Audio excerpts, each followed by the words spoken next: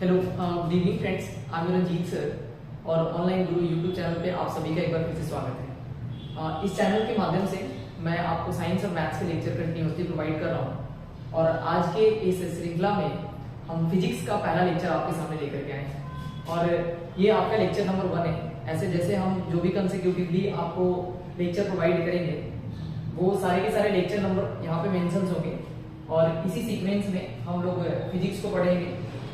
सबसे पहले हम लोग बात करेंगे कॉन्सेप्ट का और उस कॉन्सेप्ट से रिलेटेड हमारे जो भी क्वेश्चंस होंगे वो हम क्वेश्चंस के साथ एक एक करके डील करेंगे। आप बस 1 to 1 आप लेक्चर्स को पहले प्रिपेयर करेंगे, फिर आप क्या करेंगे, इसका एक प्रॉपर नोट्स बनाएंगे और जो भी क्वेश्चंस होगा उस क्वेश्चंस को हमारे साथ प्रैक्टिस करेंगे। तो हम यहाँ पे बोर्ड के साथ जो भी इसके बेस्ड जो हमारे कॉम्पिटिटिव एग्जाम्स होते हैं उसके लिए हम लोग यहाँ पे प्रिपरेशन कर रहे हैं। तो आज के इस यूनिट में हम स्टार्ट कर रहे हैं यूनिट एंड डायमेंशन से और यूनिट एंड डायमेंशंस का ये लेक्चर नंबर 1 है। बेसिकली 3 या 4 लेक्चर में हम यूनिट एंड डायमेंशंस को फिनिश करेंगे। सबसे पहले हम लोग समझेंगे कि फिजिकल क्वांटिटी क्या होता है। ठीक है, जैसे कि अगर आप 10th स्टैंडर्ड में पढ़ते हैं और अगर आपका लेवल 10th लेवल तक है तो आपको सिर्फ ये 2 बात समझ में आना चाहिए कि फिजिकल क्वांटिटी का मतलब ये होता है कि वो कोई भी क्वांटिटी जिसका फिजिक्स में यूज किया जाता है। सबसे पहले सिंपल भाषा में कि मतलब विच यूज्ड इन फिजिक्स, ठीक है, जिसका फिजिक्स में यूज हो रहा हो, विच यूज्ड इन फिजिक्स, जिसका हम फिजिक्स में यूज करेंगे। और second which can be major और वेट, यानी जिसको हम लोग मेजर कर सके और जिसको हम वे कर सके, मतलब जिसको मापा या तोला जा सकता है। वो सभी की सभी जो क्वांटिटी होते हैं वो हमारे मतलब आपके फिजिकल क्वांटिटी कहलाते हैं। ठीक है, लेकिन ये सिर्फ 10th स्टैंडर्ड तक का डेफिनेशन है और ये आपको आगे फॉरवर्ड नहीं करना है। ठीक है, तो हम देखते हैं सबसे पहले कि मतलब इस डेफिनेशन में प्रॉब्लम अगर हुआ तो उस प्रॉब्लम को ओवरकम करने के लिए यहाँ पे ये जो फिजिकल क्वांटिटी का डेफिनेशन लिखा हुआ है, इस क्वांटिटीज में आपको ध्यान रखना है कि वो सारी की सारी quantities, all the quantities in terms of which laws of physics are described. तो we have to understand what is the meaning of laws of physics. Laws of physics का क्या मतलब होता है? ठीक है, लॉज ऑफ फिजिक्स का simple मतलब अगर मैं बताऊं तो आपने पढ़ रखा है जैसे फोर्स क्या होता है, फोर्स जो होता है वो मास इनटू एक्सेलरेशन होता है। ठीक है, उसी तरीके से अगर मैं बात करने जाऊं तो v जो होता है वो s/t होता है ना, डिस्टेंस अपॉन में टाइम को हम लोग स्पीड कहते हैं। आपने उसी तरीके से इक्वेशन पढ़ा है s = ut प्लस में हाफ at स्क्वायर होता है। ठीक है, ये सब आपने पढ़ा है। ठीक है, अगर उसी तरीके से बात करने जाऊं जैसे मोमेंटम p = m × v होता है, मास इनटू वेलोसिटी होता है ना। उसी तरीके से आपने एक्सेलरेशन पढ़ा होगा कि ये चेंज इन वेलोसिटी अपॉन में टाइम होता है, तो हम डेल्टा v अपॉन में लेट से डेल्टा t लिखते हैं। मेरे कहने का मतलब ये है कि कोई भी एक क्वांटिटी, जैसे यहाँ पे ये फोर्स एक क्वांटिटी है, तो ये क्वांटिटी हमें कैसे मिला? तो ये क्वांटिटी मिला जब इस दो क्वांटिटी को आपस में क्या करा, मल्टीप्लाई करा। जैसे फोर्स = मास इनटू एक्सेलरेशन का सिंपल मतलब हुआ कि when we are going to multiply with mass and acceleration it gives a special kind of product that is force, है ना। यानी कभी भी जो कोई भी 2 या 2 से अधिक क्वांटिटी मिल करके उसके अंदर चाहे एडिशन चल रहा हो, सब्ट्रैक्शन चल रहा हो, मल्टीप्लिकेशन चल रहा हो या डिवीजन चल रहा हो, इसी को हम लोग कहते हैं laws of physics. Laws of physics का मतलब कुछ और नहीं होता। लॉज ऑफ फिजिक्स का सिंपल मतलब ये हुआ कि किसी भी 2 क्वांटिटी को ऐड करके, सब्ट्रैक्ट करके, मल्टीप्लाई करके या डिवाइड करके हम एक यूनिक तरह का एक क्वांटिटी हम लोग अचीव करते हैं और इसी को हम लोग कहते हैं फिजिकल क्वांटिटी। जैसे यहाँ पे लिखा है कि laws of physics are described, यानी उनके बीच में कोई ना कोई एक एसोसिएशन, एक रिलेशन होना चाहिए। जैसे आपने मास और एक्सेलरेशन को मल्टीप्लाई किए तो ये एक रिलेशन है, मैथमेटिकल रिलेशन। आपको पता है कि इन दोनों के बीच में प्रोडक्ट चल रहा है, मल्टीप्लिकेशन चल रहा है ना। जैसे उसी तरीके से आपको पता है कि इन दोनों के बीच में डिवीजन हो रहा है। हालांकि डिवीजन नाम का कोई चीज नहीं होता मैथ्स में, है ना, वो सब कुछ मल्टीप्लिकेशन होता है। अगर मैं इसी को दिखाऊं कि s में जो है वो 1/t से मल्टीप्लाई किया गया है तो वही डिवीजन आपको एक समय मल्टीप्लिकेशन दिखता है। तो सो मल्टीप्लिकेशन जो है मतलब और डिवीजन ये 2 अलग-अलग चीज नहीं होता है, वो एक ही चीज होता है। ठीक है, तो ये हमने देखा कि भाई डिफरेंट जैसे यहाँ पे मास और वेलोसिटी को मल्टीप्लाई किया गया, यहाँ वेलोसिटी और टाइम को डिवाइड किया गया है, यहाँ ut में हाफ at स्क्वायर को ऐड किया गया है। तो जब भी किसी 2 या 2 से अधिक क्वांटिटी को हम ऐड करते हैं, सब्ट्रैक्ट करते हैं, मल्टीप्लाई करते हैं, डिवाइड करते हैं तो एक नए तरह का हमको क्वांटिटी मिलता है ना। उसी को हम फंडामेंटल क्वांटिटी कहते हैं। और फंडामेंटल क्वांटिटी बनता कैसे है? तो बनता है किसी 2 क्वांटिटी को ऐड, सब्ट्रैक्ट, मल्टीप्लाई, डिवाइड करके, इसी को हम लॉज ऑफ फिजिक्स कहते हैं। सिंपल भाषा में लॉज ऑफ फिजिक्स का यही मतलब हुआ कि हम 2 या 2 से अधिक क्वांटिटी को ऐड करके, सब्ट्रैक्ट करके, मल्टीप्लाई करके, डिवाइड करके एक तीसरा क्वांटिटी उससे हमें मिलता है और वो सारे के सारे क्वांटिटी जो होते हैं हमारे वो फिजिकल क्वांटिटी कहलाते हैं।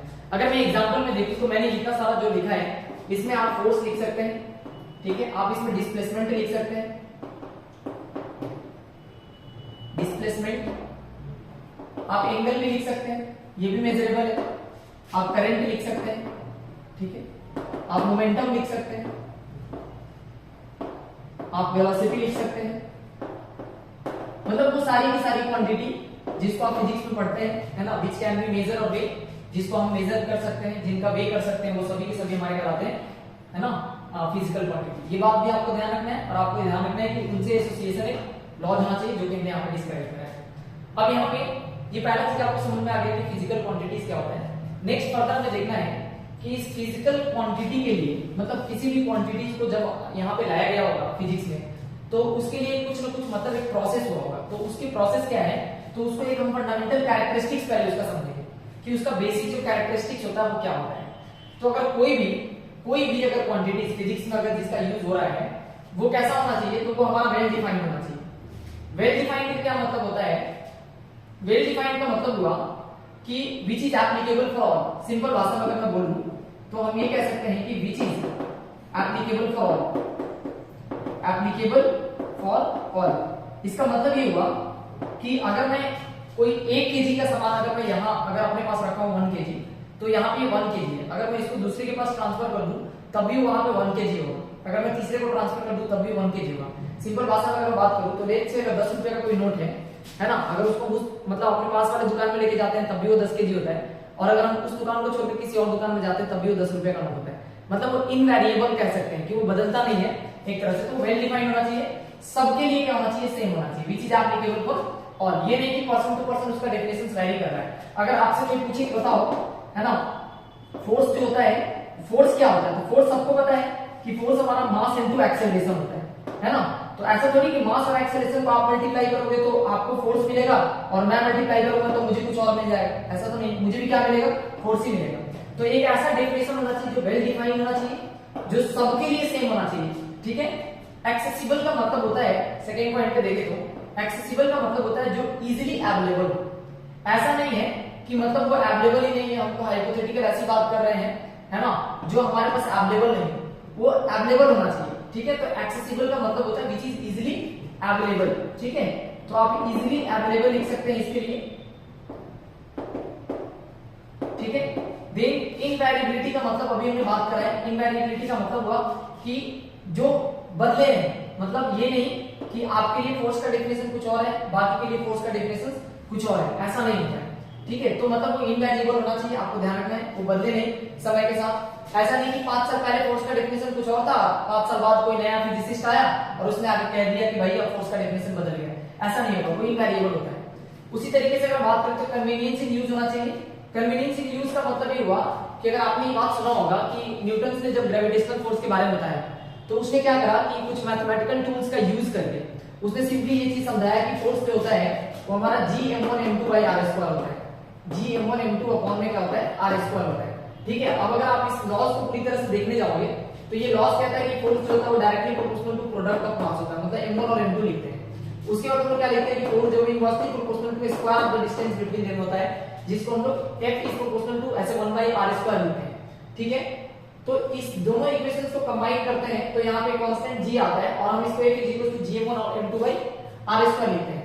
लेकिन अगर इसको चूंकि मतलब हमें तो ये चीज मैथमेटिकली समझ आता है कि फिजिक्स को हमने इस तरीके से मतलब इस क्वांटिटी को डिफाइन करा कि Gm1 m2/r² होता है, लेकिन न्यूटन ने इसको इस तरीके से एप्लीकेबल कराया कि अगर कोई रिक्शा चलाने वाला व्यक्ति भी है, अगर वो नहीं पढ़ा लिखा है ना, तो भी वो ग्रेविटेशनल फोर्स को समझ सकता है। अगर हम एक सिंपल सा बॉल लेकर के उसको ऊपर की तरफ ऐसे फेंक करके दिखाएं और उसको बोले कि देखो ये जो नीचे आ रहा है, तो ये नीचे आने का मतलब वो है कोई ना कोई फोर्स है जो अपनी तरफ खींच रहा है ना। तो विच इज मतलब कन्वीनियंस इन यूज, मतलब एक ऐसा चीज है जिसका जो इस्तेमाल है, जो उसका उपयोग है वो बड़ा सरल होना चाहिए, बड़ा आसान होना चाहिए। कि अगर मैं किसी को ये समझाने जाऊं कि ग्रेविटेशनल फोर्स क्या होता है तो उसको हम सिंपल एक बॉल लेकर ऊपर की तरफ फेंके और उसको ये दिखाएं कि देखो बॉल नीचे की तरफ इसलिए आ रहा है क्योंकि कोई ना कोई ऐसा फोर्स है जो उसको नीचे की तरफ खींच रहा है।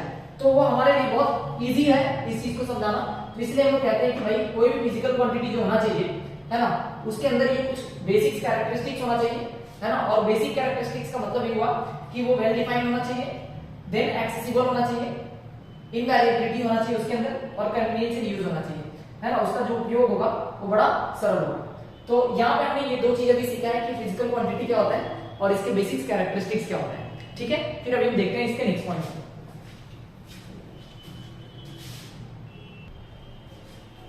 आइए देखते हैं नेक्स्ट पॉइंट्स को, and this is what is physics. Actually ये यहाँ से आपका सिलेबस स्टार्ट होता है। सबसे पहले हमने इंट्रोड्यूस करा फिजिकल क्वांटिटी के बारे में, then we are here for what is physics.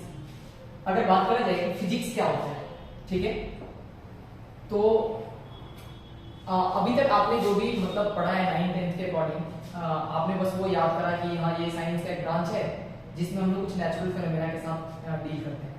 लेकिन अभी हम लोग कुछ इससे एडवांस सीखेंगे चीजों को कि असल में फिजिक्स होता क्या है। तो आप देखो जरा ध्यान से, सबसे पहले नेचर और इस नेचर से रिलेटेड जो भी लॉज हैं, ठीक है, उस नेचर से एसोसिएटेड जो भी लॉज हैं उन सभी लॉज के बारे में स्टडी करें, ठीक है। और इसमें बहुत कुछ होना है, बहुत कुछ। अब उसमें जैसे मैं कुछ बातें अभी आपको यहाँ पे समझा रहा हूँ, जैसे जैसे आप फिजिक्स पढ़ते चलेंगे वैसे वैसे आपको एक्चुअली समझ में आएगा कि फिजिक्स होता क्या है।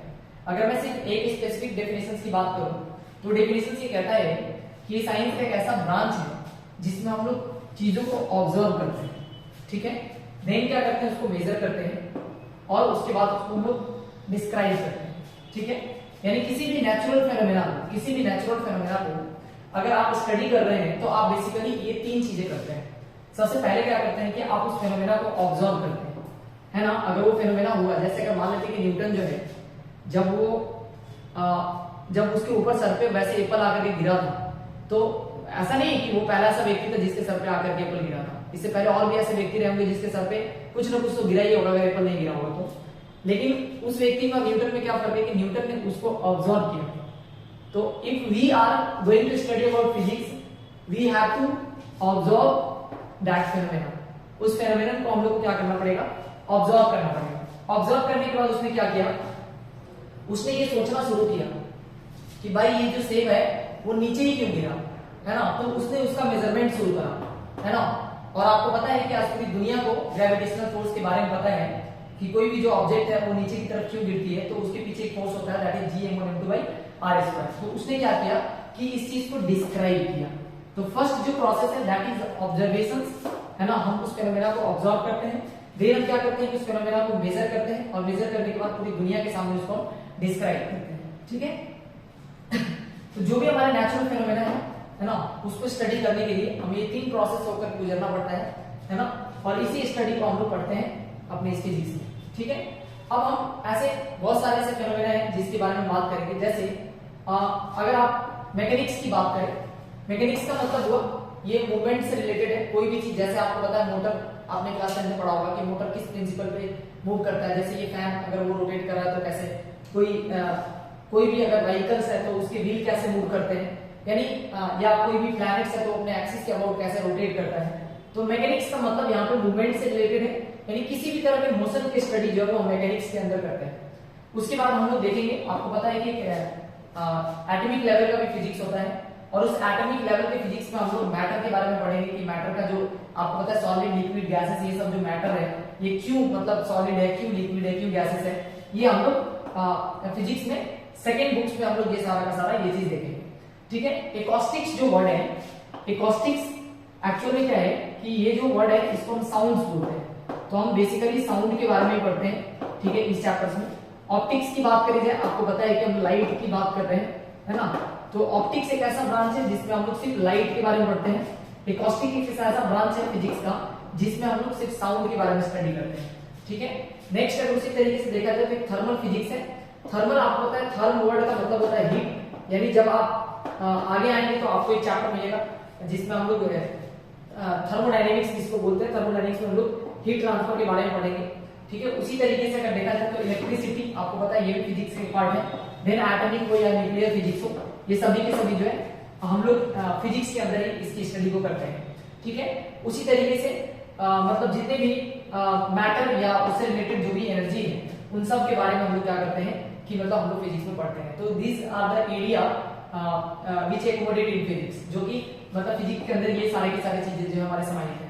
अगर बात करूं तो फिजिक्स का जो पहला जो सेक्शन शुरू होता है यहीं से आपको फिजिक्स में इंटरेस्ट आना शुरू होता है और ये हमारा शुरू होता है फंडामेंटल क्वांटिटी से। तो मैं फंडामेंटल क्वांटिटी एक्सप्लेन करने से पहले मैं चाहता हूं कि आप इसका स्क्रीनशॉट लीजिए और मैं वापस से आपको फंडामेंटल क्वांटिटी समझाऊंगा, ठीक है। अगर मैं बात करूं फंडामेंटल क्वांटिटी का, तो देखो इस वर्ड्स में ही इसका एक्सप्लेनेशन है फंडामेंटल। अगर बात करें तो फंडामेंटल का मतलब होता है शुरुआती, है ना। मतलब वो सारे के सारे क्वांटिटी जो पहले ऑलरेडी आए होंगे, है ना, मतलब उसके लिए, उसके एग्जिस्टेंस के लिए वो क्वांटिटी खुद जिम्मेदार हो, है ना। अगर मान लेते हैं कि अगर आपको रोटी खाने का मन है तो आपको आटे चाहिए, है ना, और आटे चाहिए तो फिर आपको गेहूं चाहिए। तो ये जो गेहूं है ये हमारे लिए फंडामेंटल क्वांटिटी बन जाएगा एक तरह से, है ना। और उस गेहूं से जो हम आटा निकालते हैं वो हमारे लिए डिराइव्ड क्वांटिटी होता है। मतलब अगर मैं दो वर्ड की बात करूं, यहाँ पे एक वर्ड है फंडामेंटल, ठीक है, फंडामेंटल, और एक वर्ड होता है हमारा डिराइव, ठीक है। अगर आप इसको बेसिकली तोड़ करके देखेंगे तो इसका मतलब वो डी अराइव, जो ऑलरेडी अराइव्ड है उससे डिस्ट्रैक्ट करना, बाहर निकालना, डिराइव कहलाता है, ठीक है। लेकिन फंडामेंटल क्वांटिटी का मतलब हुआ कि जिसके एग्जिस्टेंस के लिए मतलब ये खुद उत्तरदायित्व है, इसके लिए दूसरा कोई इस पर डिपेंड नहीं करता है। अगर मैं आपको फिजिक्स के टर्म्स में समझाऊं कि फंडामेंटल क्वांटिटी का क्या मतलब होता है और डिराइव्ड क्वांटिटी का क्या मतलब होता है, तो आप ध्यान रखेंगे कि the quantity which depends upon itself for their existence, मतलब जो अपने एग्जिस्टेंस के लिए सिर्फ खुद पे डिपेंड करता है, ऐसे क्वांटिटी को हम लोग फंडामेंटल क्वांटिटी कहते हैं। और अगर मैं बात डिराइव्ड क्वांटिटी की करूं तो आपको पता है कि डिराइव्ड क्वांटिटी किस पे डिपेंड करता होगा, फंडामेंटल क्वांटिटी पे। यानी हम इसको लिख सकते हैं कि the quantity which depends upon fundamental quantity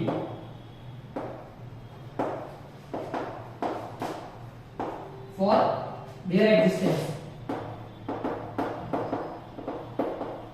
यानी वो क्वांटिटी जो अपने एग्जिस्टेंस के लिए फंडामेंटल क्वांटिटी पे डिपेंड करता है, ऐसे क्वांटिटी को हम लोग डिराइव्ड क्वांटिटी कहते हैं, ठीक है। कुछ बेसिक्स एग्जांपल्स हम लोग देखेंगे। एग्जांपल से पहले आपको ये दो तीन पॉइंट्स है जो फंडामेंटल क्वांटिटी के लिए ध्यान रखना है।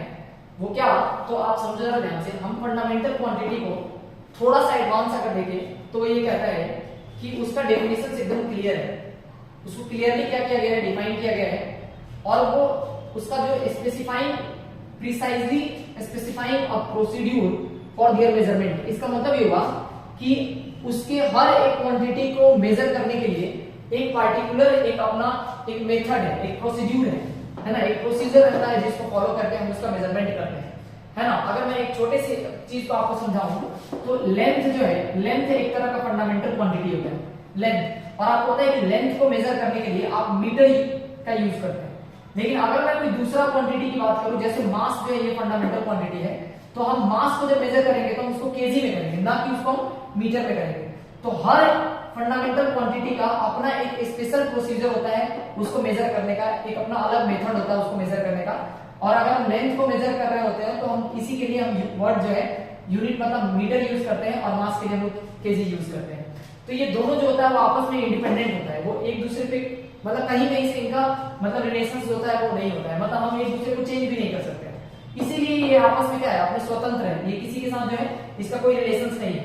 तो ये आपको ये चीज ध्यान रखना है कि इसका जो है हर फंडामेंटल क्वांटिटी के मेजरमेंट का अपना एक प्रोसीजर है, उसको हम लोग फॉलो करते हैं और तब जाकर उसका मेजरमेंट करते हैं। ये हम लोग आगे जाकर के देखेंगे कि 7 फंडामेंटल क्वांटिटी को हम कैसे मेजर करेंगे, उसके बारे में बात करते हैं। अगर देखा जाए तो ये यहाँ पे दे आर बेसिक्स और very elementary quantity. Elementary quantity मैंने पहले बताया कि ये शुरुआती वाला क्वांटिटी होता है ना, जो खुद पे डिपेंड करता है अपने एग्जिस्टेंस के लिए, उससे पहले कोई नहीं बना है ना, उससे चीजें बनता है लेकिन वो किसी से नहीं मिलकर के बना है। तो ये हम कहते हैं कि भाई ये एलिमेंटरी क्वांटिटी होता है और ये इंडिपेंडेंट होता है। आपको पहले बताया कि ये इंडिपेंडेंट क्वांटिटी होगा और एक दूसरे के साथ इसका कोई भी रिलेशन नहीं होता है। तो कहा है कि हम इसको एक्सप्रेस भी नहीं कर सकते हैं एक दूसरे क्वांटिटी के टर्म्स में, है ना। तो ये चीज हमें ध्यान रखना है। जैसे अगर मैं आपको एक छोटा सा चीज समझाऊं जैसे यहाँ पे हम लिखते हैं अगर लेट से डिस्प्लेसमेंट है ना यार, अगर मैं डिस्प्लेसमेंट लिखने जाऊं तो S is equal to U T plus half A T square लिखा हुआ है। तो अगर मैं सिंपल भाषा में अगर मैं आपको समझाऊं तो देखो डिस्प्लेसमेंट को हम लोग यहाँ वेलोसिटी टाइम एक्सेलरेशन के टर्म में लिख पा रहे हैं, लेकिन अगर कोई फंडामेंटल क्वांटिटी है, जैसे मान लेते हैं कि लेंथ है, तो लेंथ को हम किसी दूसरे टर्म में एक्सप्रेस नहीं कर पाते हैं। अगर मैं आपसे बोलूं कि देखो अगर हम डिस्टेंस की बात करें, डिस्प्लेसमेंट की बात करें, है ना, तो ये सब जो है मतलब ये डिराइव्ड क्वांटिटी है किसका, लेंथ का। लेंथ से निकला हुआ ये पार्ट है आपका डिस्टेंस और डिस्प्लेसमेंट। किसी भी तरह की दूरी होगी तो क्या होगा, एक तरह का लंबाई ही होगा, तो इसलिए हम लोग इसको फंडामेंटल क्वांटिटी कहते हैं, जबकि ये सब हमारे हो गए डिराइव्ड क्वांटिटी हो गए जो इस क्वांटिटी से निकल करके बना हुआ है। ठीक है, तो ये 3 पॉइंट बेसिकली आपको याद रखना फंडामेंटल क्वांटिटी के बारे में। ठीक है, अभी हम लोग देखते हैं फंडामेंटल क्वांटिटी को।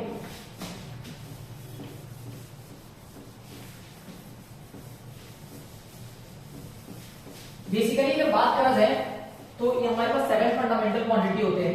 ठीक है, पूरे अगर फिजिक्स की बात करी जाए तो ये 7 फंडामेंटल क्वांटिटी, इसके अलावा भी 2 क्वांटिटी होता है। ठीक है, उसके बारे में भी बात करेंगे। पहले ये 7 फंडामेंटल क्वांटिटी क्या है इसको देखते हैं। There are only 7 fundamental quantity.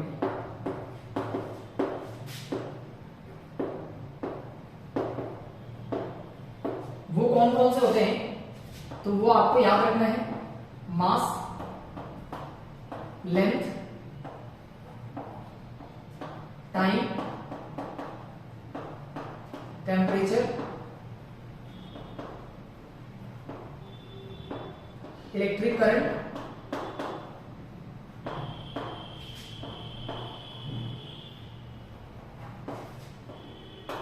Amount of substance,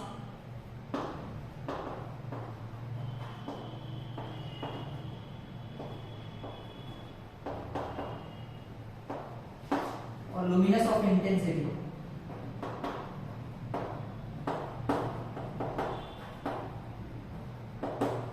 ठीक है, these are the 7 fundamental quantity जिसे हम पढ़ेंगे पूरी की पूरी फिजिक्स में। First one is mass, length, time, temperature, electric current, luminous of intensity और अमाउंट ऑफ सब्सटेंस। इसके लिए क्या है, इससे एसोसिएटेड इसका जो यूनिट है ये भी हम साथ साथ देख लेते हैं कि मास को हम लोग क्या करते हैं, इसके अगर मैं यूनिट की बात करें जब, तो आपको पता है मास के लिए हम लोग किलोग्राम वर्ड का यूज करेंगे। इसको मेजर हम लोग किलोग्राम में करते हैं। देन लेंथ है, लेंथ के लिए हम लोग मीटर वर्ड का यूज करते हैं।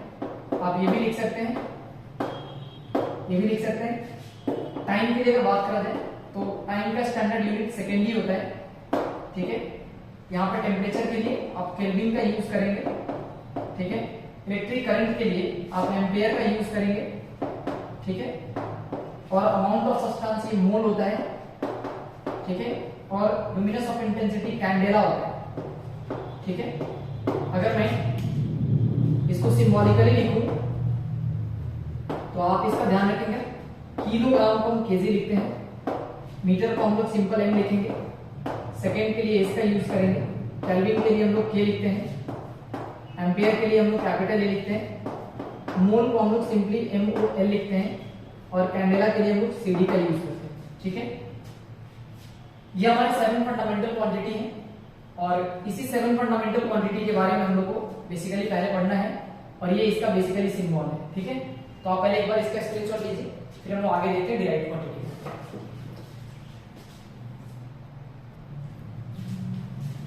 हाई देखते हैं डिराइव्ड क्वांटिटी को। डिराइव्ड क्वांटिटी अभी हमने बात करा था कि डिराइव्ड क्वांटिटी का मतलब ये हुआ कि जो क्वांटिटी पहले से ऑलरेडी अराइव्ड है, एग्जिस्ट है, उस क्वांटिटी से जो क्वांटिटी हम लोग बनाते हैं उसी को हम लोग डिराइव्ड क्वांटिटी कहते हैं। Defined by making use of some other quantity, यानी दूसरे क्वांटिटी को लेकर के जो हम लोग नया क्वांटिटी बनाएंगे वो हमारे डिराइव्ड क्वांटिटी कहलाएंगे। ध्यान रखना कि डिराइव्ड क्वांटिटी जो होता है वो डिपेंड करता है किस पे, फंडामेंटल क्वांटिटी पे। ये पहले भी हम बात कर रखा है। कुछ बेसिक्स एग्जांपल देखते हैं फंडामेंटल क्वांटिटी। तो अभी हमने देखा कि 7 टाइप का होता है, 7 फंडामेंटल क्वांटिटी, और उसके हमने एक एक करके एग्जांपल्स को देखा। अब उसी क्वांटिटी से जो जो निकला हुआ क्वांटिटी है, जैसे अगर बात करूं डिस्प्लेसमेंट, तो ये हमारा डिस्प्लेसमेंट जो होगा वो डिराइव्ड क्वांटिटी है। उसी तरीके से अगर डिस्टेंस पूछा जाए, ये भी डिराइव्ड क्वांटिटी है। वेलोसिटी की बात करी जाए, स्पीड की बात करी जाए, फोर्स की बात करी जाए, ये सभी की सभी जो क्वांटिटी है, एक्सेलरेशन की बात करी जाए उसी तरीके से अगर हम मोमेंटम की बात करूं, चार्ज की बात करूं, है ना, उसी तरीके से अगर मैं और भी कोई भी फिजिकल क्वांटिटीज आप ले लो, जैसे आप वर्क ले लो, पावर ले लो, ठीक है, एक्सेट्रा, ये सब जो भी क्वांटिटीज आप सुन रहे हो ये सभी के सभी जो है वो हमारे डिराइव्ड क्वांटिटी कहलाते हैं। मतलब वो 7 फंडामेंटल क्वांटिटी को अगर छोड़ करके बाकी मैं किसी भी क्वांटिटी के बारे में बात करूंगा तो वो सभी के सभी क्वांटिटी जो होंगे हमारे ऑलरेडी डिराइव्ड क्वांटिटी। अब यहाँ पे आपको ध्यान रखना है, क्योंकि फंडामेंटल और डिराइव्ड क्वांटिटी तो हो गया, लेकिन अभी हमें चूंकि फिजिकल क्वांटिटी का मतलब यही है कि ये पूरा का पूरा जो चैप्टर है that is unit and measurements या यूनिट्स एंड डायमेंशंस जिसको आप कहते हैं। तो मेजरमेंट कहने का मतलब हुआ कि हमको क्वांटिटी को मेजर करने आना चाहिए, और जब हम क्वांटिटी की मेजरमेंट की बात करते हैं तो हम किसी भी चीज को जब मेजर करते हैं तो उसका अपना एक यूनिट्स होता है। तो नेक्स्ट जो फेज है उसमें हम लोग डील करने वाले हैं यूनिट्स के साथ कि यूनिट्स क्या होता है। अगर मैं आपको एक सेंटेंस में अगर मुझे बता रहा हूं कि यूनिट्स क्या होता है तो आप ये ध्यान रखना, यूनिट्स दरअसल एक तरह का स्टैंडर्ड स्केल होता है ना, एक तरह का हम ये कह सकते हैं कि यूनिट्स क्या है, तो यूनिट्स हमारे लिए एक स्टैंडर्ड स्केल होता है, ठीक है, मतलब ये कह सकते हैं कि it is a standard scale, standard scale through which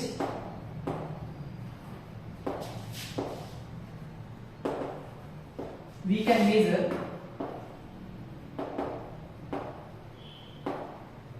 any object,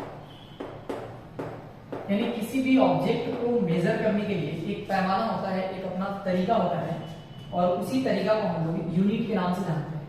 अगर लेट से अगर आप बाजार में जाते हैं आलू खरीदने के लिए तो वहां जाके आप ये नहीं कहते कि इनको 5 लीटर आलू चाहिए, आपको पता है कि आप उसको बोलते हैं कि इनको 5 केजी आलू चाहिए, है ना।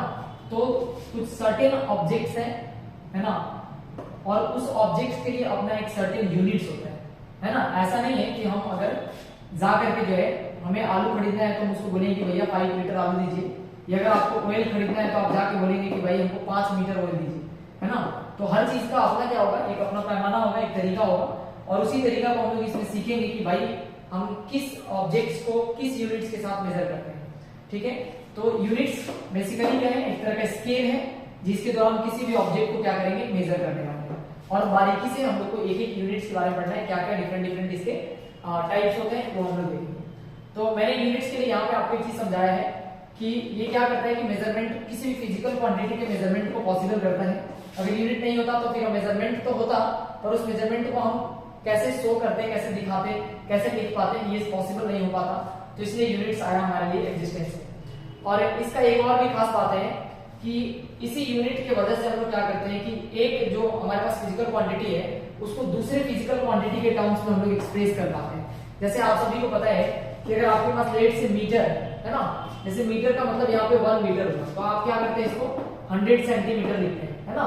तो ये यहाँ पे एक्सप्रेसिबल है कि हम क्या करते हैं, यूनिट को हम कन्वर्ट कर सकते हैं। जैसे आपको पता है कि आप मीटर को मीटर में कन्वर्ट कर सकते हैं, है ना। इस तरीके से मतलब हम लोग कन्वर्जन कर सकते हैं, ठीक है। तो अभी बेसिकली जो है ये हमने ये देखा कि यूनिट क्या होता है, to make measurement of physical quantity, एक स्टैंडर्ड सेट करना होता है अपने को उसके मेजरमेंट के लिए, ठीक है। और उससे क्या होगा कि हम जो so that different measurement of same physical quantity, एक ही फिजिकल क्वांटिटी को अलग अलग तरीके से एक्सप्रेस कर पाएंगे और उसको हम लोग मेजर कर पाएंगे, और उनके बीच में जो आपस में रिलेशन होगा उसको हम लोग एक्सप्रेस कर पाएंगे। जैसे आपको पता है कि फोर्स को हम लोग कैसे मेजर करते हैं, न्यूटन में, है ना। और आपको पता है कि 1 न्यूटन जो होता है वो 10 का पावर 5 डायन के बराबर होता है। तो यहाँ पे दिख रहा है कि ये यहाँ पे न्यूटन है जबकि यहाँ पे ये डायन लिखा होता है, ठीक है। तो ये एक्सप्रेसिबल है ना। और हम लोग इसको क्या कर सकते हैं कि मतलब एक दूसरे में इसको हम एक्सप्रेस कर सकते हैं, ठीक है। अब कोई भी जो मेजरमेंट है वो कब तक कंप्लीट माना जाता है फिजिक्स में, तो उसे कंप्लीट कहने का मतलब हुआ कि जैसे अगर आप 5 मीटर अगर आप होते हो तो कोई भी आप मेजरमेंट किए होते हो तो यहाँ पे आपको एक नंबर दिखाई देता है और एक आपको यूनिट दिखाई देता है। यानी मेजरमेंट जो होता है, मेजरमेंट का सिंपल मतलब हुआ कि नंबर इनटू में जो हमारे पास यूनिट है, यानी न्यूमेरिकल वैल्यू इनटू में यूनिट, यही हमारा कहलाता है असल में यूनिट। यूनिट का ये बेसिकली मतलब होता है, ठीक है। फिजिक्स में यूनिट का ये मतलब हुआ कि आप उसके आगे जो भी न्यूमेरिकल वैल्यू होगा और उसके पीछे जो लिखा होगा वो हमारा उसका यूनिट होगा, ठीक है। तो आप ध्यान रखिए, यानी मेजरमेंट कब कंप्लीट माना जाएगा, तो एक तो आपको उस यूनिट का नेम होना चाहिए और एक उसके आगे आपको क्या है कि न्यूमेरिकल वैल्यू होना चाहिए। न्यूमेरिकल वैल्यू इस बात को बताता है कि कोई भी क्वांटिटी जो है, how many times unit is completed that measurement, मतलब उस मेजरमेंट के लिए आप यहाँ पे एक बार वापस से दैट मेजरमेंट जरूर लिख देंगे, ठीक है, दैट मेजरमेंट, ओके। तो इस तरीके से हम लोग क्या कर सकते हैं कि यूनिट्स के बारे में हम लोग देखें कि भाई यूनिट कंप्लीट कब माना जाएगा, तो उस यूनिट का अपना एक नेम होना चाहिए और उसकी एक अपनी न्यूमेरिकल वैल्यू होनी चाहिए, और वो न्यूमेरिकल वैल्यू जो होता है वो इस चीज को बताता है कि जैसे यहाँ पे हमने 5 मीटर लिखा है, तो यानी ये बेसिकली 1 मीटर को 5 टाइम्स जो है वो फिजिकली ये बता रहा है कि भाई 1 मीटर जो कितनी बार है, तो 5 बार अपने मेजर करना है। तो इस तरीके से ये मेजरमेंट कंप्लीट माना जाएगा, ठीक है। अब हम लोग ये देखेंगे कि आखिर ये यूनिट जो होता है उसको डिसाइड कौन करता है ना। आते हैं अगले पॉइंट्स पे, आप लोग तब तक इसका स्क्रीनशॉट ले सकते हैं।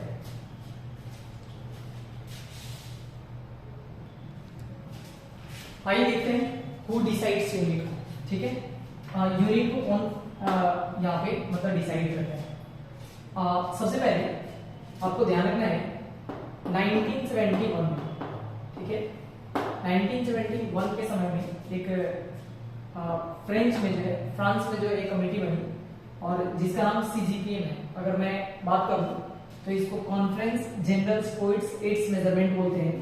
ये एक्चुअल में ये जो लैंग्वेज है ये फ्रेंच में लिखा गया है, तो आप ऐसा ना समझें कि जनरल का यहाँ पे स्पेलिंग जो है वो अलग तरीके से लिखा गया है। जनरल पोइट्स एड्स मेजरमेंट और कॉन्फ्रेंस जो लिखा हुआ, कॉन्फ्रेंस जनरल पोइट्स एड्स मेजरमेंट, ये एक्चुअल में इन फ्रांसीसी लैंग्वेज में हम इसको ऐसे लिखते हैं।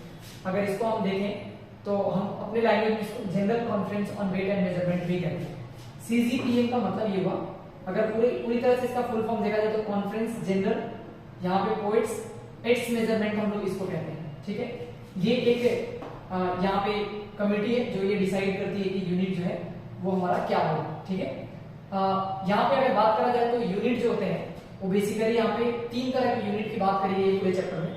एक जिसको आप ऐसा यूनिट के नाम से जानते हैं, इंटरनेशनल सिस्टम डी यूनिट्स इसको कहते हैं। अगर आप इसको general conference on weight and measurement लिखा हुआ है, तो ऐसा यूनिट की बात करूं तो ये सिस्टम इंटरनेशनल इसको बोलते हैं, या इसी को हम लोग international system of D unit कहते हैं। इंटरनेशनल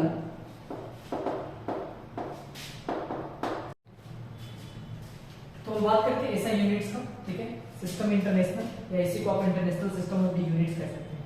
तो बेसिकली 3 तरह का ये हमारा यूनिट है जिसके बारे में हम लोग को जनरली बात करना होता है। तो आप इसको ऐसा यूनिट को या इसी को हम लोग MKS सिस्टम भी कहते हैं, ठीक है।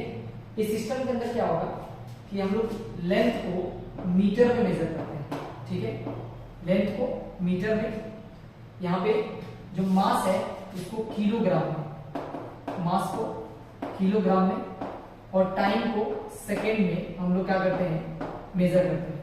यानी MKS जो सिस्टम है यूनिट का, in this systems the length is express in terms of metre, mass is express in terms of kilogram and time is express in terms of second, ठीक है।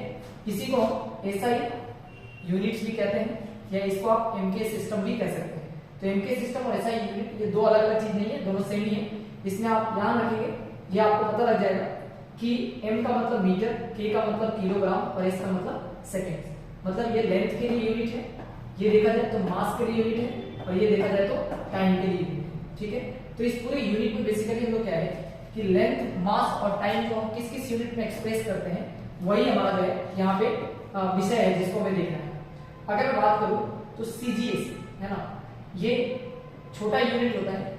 इसमें हम लोग क्या करते हैं कि लेंथ को सेंटीमीटर में एक्सप्रेस करते हैं, मास को ग्राम में एक्सप्रेस करते हैं, और टाइम को हम लोग सेकेंड में एक्सप्रेस करते हैं। यानी when length is express in terms of centimetre, हम इसको सेंटीमीटर में एक्सप्रेस करते हैं।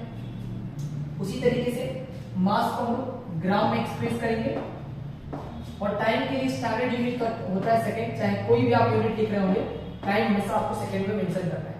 उसी तरीके से एक FPA सिस्टम होता है। FPA सिस्टम का मतलब हुआ कि हम लेंथ को फुट में मेजर करते हैं। लेंथ के लिए हम लोग फुट वर्ड यूज करते हैं, और मास के लिए हम लोग पाउंड का वर्ड के यूज करते हैं।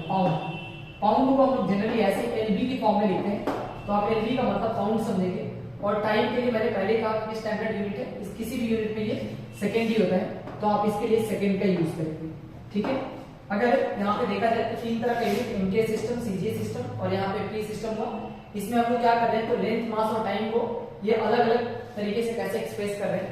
सिंबॉलिकली अगर बात करा जाए तो इसको हम मीटर के लिए एम लिखते हैं, किलोग्राम के लिए हम केजी लिखते हैं, और सेकंड के लिए हम लोग सिंपली एस लिखते हैं। उसी तरीके से सेंटीमीटर के लिए हम सीएम लिखेंगे, ग्राम के लिए हम लोग जी यूज कर सकते हैं, और सेकंड के लिए हम लोग एस यूज करेंगे। उसी तरीके से फुट के लिए हम लोग एफपी यूज करते हैं, उसी तरीके से पाउंड के लिए एमबी यूज करते हैं, सेकंड के लिए हम लोग एस यूज करते हैं। यहाँ पे जो बेसिक रिलेशन है जिसको आपको ध्यान रखना है कि 1 फुट जो होता है वो 12 इंचेस के बराबर होता है। यहाँ डबल डॉट का मतलब हुआ इंचेस, है ना, इसको हम लोग इंच कहते हैं।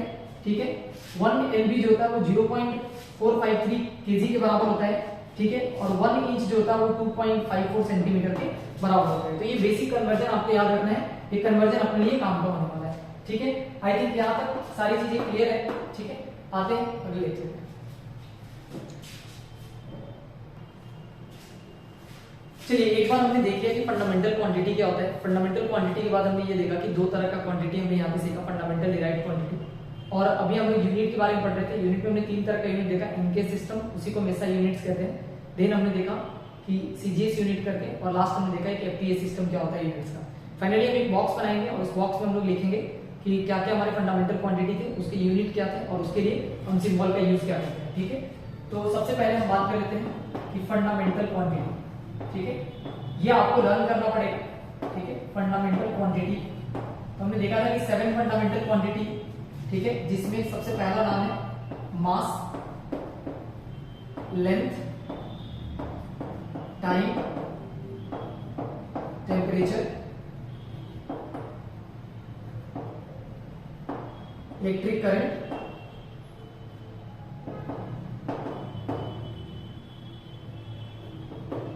luminous of intensity,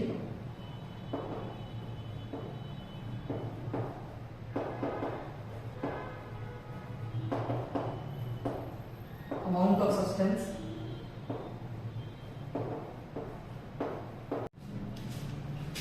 आइए कंक्लूड करते हैं। आज की क्लास में हमने क्या पढ़ा। हमने देखा सबसे पहले कि सबसे पहले फिजिकल क्वांटिटी क्या होता है। फिजिकल क्वांटिटी में हमने ये जो दो चीजें सीखा, फंडामेंटल क्वांटिटी और डिराइव्ड क्वांटिटी। फिर फंडामेंटल क्वांटिटी, डिराइव्ड क्वांटिटी के बाद हमने यूनिट का पार्ट देखा। यूनिट के बाद हमने ये देखा कि यूनिट कौन डिसाइड करता है। फिर सीजीपीएम के बारे में देखा। फिर हमने कुछ सिस्टम ऑफ मेजरमेंट को सीखा। और ये जो 7 फंडामेंटल क्वांटिटी, इस 7 फंडामेंटल क्वांटिटी के यूनिट और सिंबल को आप याद रखेंगे। तो यहाँ पे सबसे पहला जो फंडामेंटल क्वांटिटी वो मास है, लेंथ है, time, temperature, electric current, luminous of intensity और अमाउंट ऑफ सब्सटेंस है। इसके लिए मास के लिए हम लोग यूनिट का यूज करते हैं। मास के लिए हम लोग किलोग्राम का यूज करेंगे, आप इसको ध्यान रखेंगे। ठीक है, उसी तरीके से लेंथ के लिए हम मीटर का इस्तेमाल करेंगे। ठीक है, फिर हम लोग टाइम के लिए सेकेंड का इस्तेमाल करेंगे। ठीक है, उसके बाद हम लोग टेम्परेचर के लिए केल्विन का इस्तेमाल करेंगे। देन हम लोग क्या करेंगे, इलेक्ट्रिक करंट के लिए एम्पियर यूज करते हैं। ठीक है, उसी तरीके से लुमिनस ऑफ इंटेंसिटी के लिए कैंडेला यूज करेंगे। ठीक है, and the last one is amount of substance के लिए हम लोग मोल यूज करेंगे। ठीक है, अगर इसके सिंबल का बात करें तो केजी हम लोग एज ए सिंबल यूज करेंगे, मीटर के लिए एम यूज करेंगे, सेकंड के लिए हम लोग एस यूज करते हैं, केल्विन के लिए हम लोग के यूज करेंगे, एम्पियर के लिए हम लोग ए यूज करेंगे, कैंडेला के लिए सीडी यूज करते हैं, और मोल के लिए हम लोग एमओएल सिंबॉलिकली यूज करते हैं। ये था आज का क्लास, और आई होप कि आपको अब तक मैंने जो भी बताया वो सारे के सारे चीजें समझ आया है। तो अगर आपको हमारा वीडियो अच्छा लग रहा है तो आप हमारे चैनल को सब्सक्राइब करें और बेल नोटिफिकेशंस को हिट करें, ताकि जो भी हमारा वीडियो अपलोड होगा वो आप तक पहुंच सकता है। थैंक यू, मिलते हैं अगले क्लास में। Good day, see next class, bye bye, take care.